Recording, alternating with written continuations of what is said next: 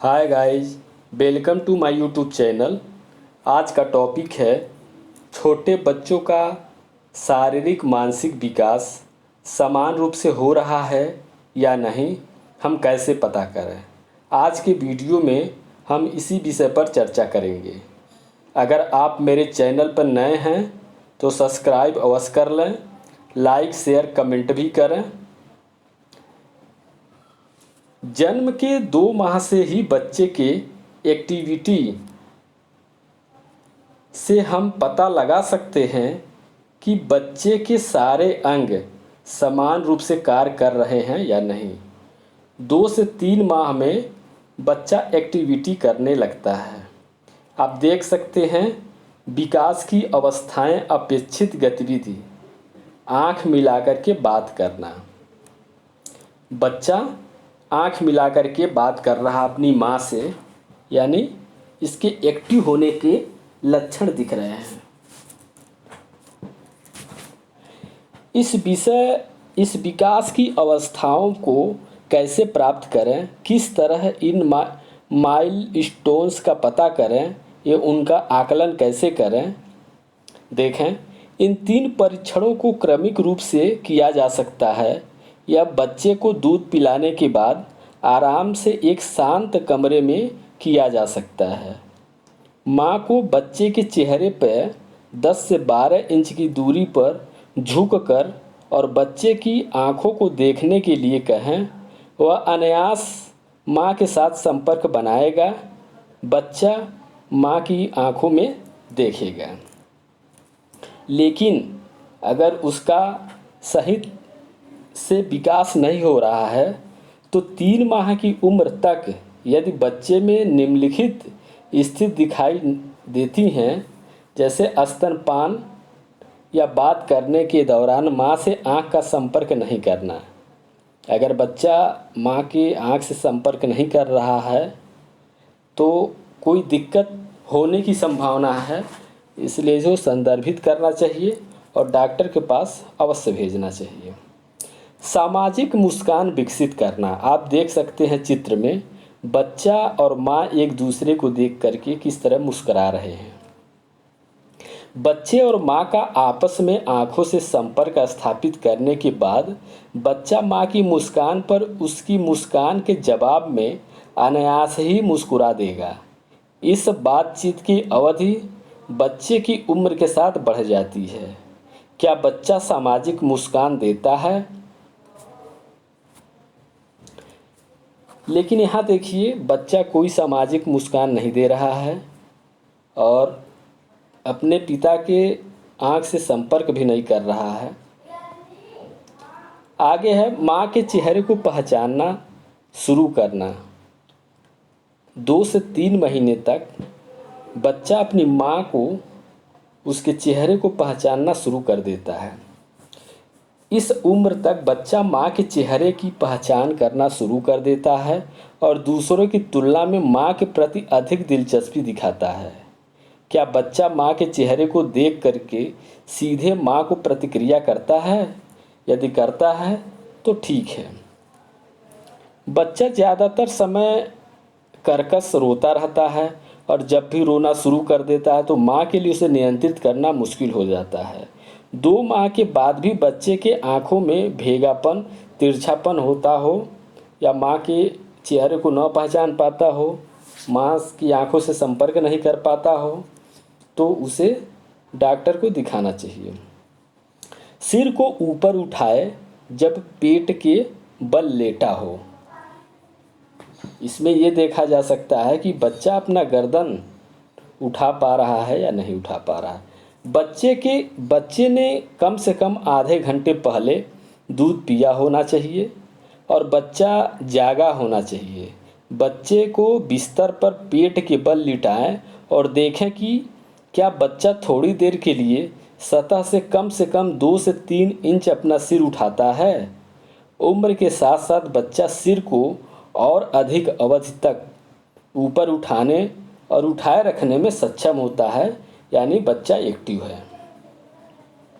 कुछ बच्चे होते हैं, बच्चे बहुत कम स्वर की वजह से अपने नाक को साफ करने के लिए असमर्थ होने पर भी सिर उठा नहीं पाते हैं। कुछ बच्चे अपने सर को उठा नहीं पाते हैं, यानी इसमें कुछ शारीरिक दिक्कत हो सकती है। इसे डॉक्टर को दिखाना आवश्यक होता है। विकास की अवस्थाएं अपेक्षित गतिविधि जब उत्तेजित हो तब दोनों हाथ और पैर हिलाता हो। बच्चा जब एक्टिव हो, उसका पेट भरा हो, खेल रहा हो, तो दोनों हाथ और पैर हिलाएगा और हाथों को खुला और ढीला रखेगा। बच्चे को बिस्तर पर लेटाएं या माँ को गोद में रखते हुए ही उसका परीक्षण करें। बच्चा जागा होना चाहिए और उसका पेट भरा होना चाहिए। बच्चे को कम से कम कपड़ों में होना चाहिए, डायपर, चड्डी या बनियान में।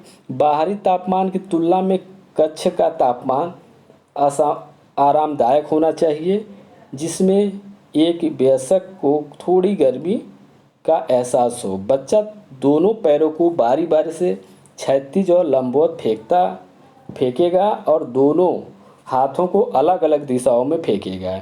अपने हाथों और पैरों को फेंकते समय बच्चे के कंधे और धड़ की मध्य रेखा में ही स्थित रहेगा। बच्चा अपने हाथों को ज़्यादातर समय खुला रखेगा। वह अपनी उंगलियों के साथ खेलते हुए या माँ की साड़ी खींचने या एक छोटे से खिलौने या झुनझुने को पकड़ने के प्रयास में स्वेच्छा से अपने हाथों को बंद कर सकते हैं या सकती हैं और खोल सकते हैं। लेकिन अगर बच्चा एक्टिव नहीं है तो बच्चा हाथ और पैरों को बिल्कुल भी नहीं हिलाएगा। बच्चा केवल एक ही तरफ के हाथ और पैर को चलाता है और दूसरी ओर हाथ और पैर को उसी समानता में तेज़ी से नहीं ले जा पाता है। हाथ और पैरों की मांसपेशियों का अकड़न और सर के पीछे की तरफ झुका होना। आप चित्र में देख भी सकते हैं कि बच्चे का एक तरफ का अंग वह नहीं हिला पा रहा है। बच्चे के पूरे शरीर के हिस्से में कठोरता के सामान्यीकृत के साथ बच्चे के हाथ मुड़े रहते हैं।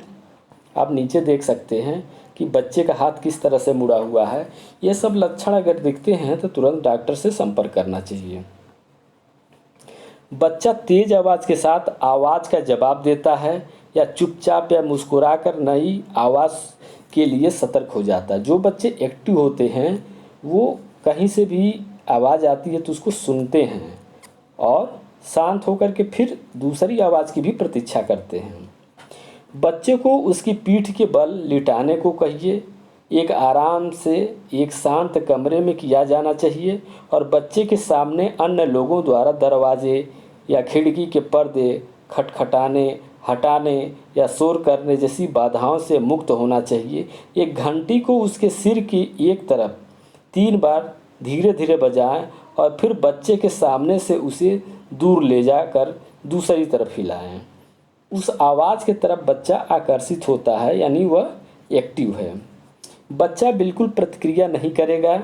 अगर घंटी उसके आसपास बजाया जाए तो जो बच्चा एक्टिव नहीं रहेगा वो प्रतिक्रिया नहीं करेगा।